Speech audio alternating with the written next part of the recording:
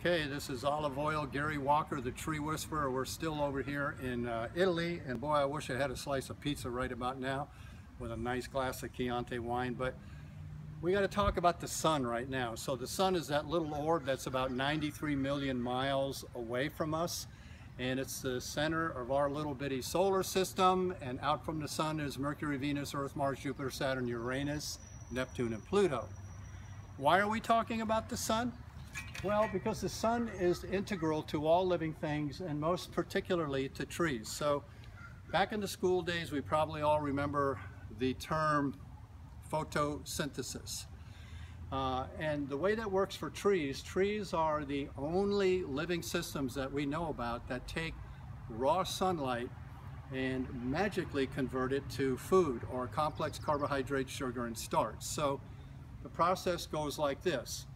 Light travels at 186,000 miles a second. That light that touches your skin right now, traveling from the sun at the center of our solar system, took approximately 7.5 to 8 minutes to get to us right here on planet Earth.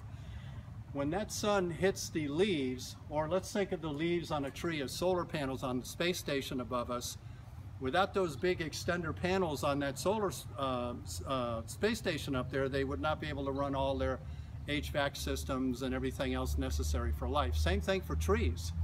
So leaves, let's think of leaves as solar panels. They collect sunlight and then they do the magic process of photosynthesis for trees so they can feed themselves. So if we follow that line of reasoning, the more leaves that a tree has, the more food it can make if we use that logic.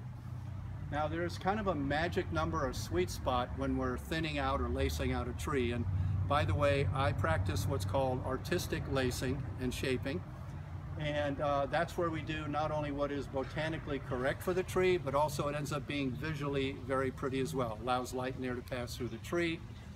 But we don't want to take out, let's just say, 50, 60, 70%. That's been proven to be very harmful or pernicious to trees, very counterproductive, literally. A, it would open the tree up to sun scald. B, would greatly diminish the tree's ability to generate food because it had less solar panels to get sunlight to photosynthesize. So now we're going to come full circle because we're back to this wound again. So when a tree gets a wound, it reacts. Just like a human, if we get a cut, the blood clots, coagulates, forms a scab, scab turns to scar, scar eventually goes away, hopefully. So a tree, as we mentioned a little while ago, compartmentalizes. That's this nice curvy little wood. In this case, a horrible cut. And you see when you have a nice cut, it'll have that ubiquitous little donut you've seen a million times now. So when a tree loses a large portion of its ability to make food, excuse me, and I've already started trimming or lacing out these trees here. In fact, if you want, you can just pan over real quick to this one. And then to the left, and see the one to the left, and that's how that one looked a little while ago before I worked on it. And then let's come back over here to this wound, because I'm going to just wrap this up now. Okay, so we have the wound. A lot of its ability to make food was removed when this giant branch fell off. So what happens then? The tree kind of reacts. It goes crazy. I need food, I need food.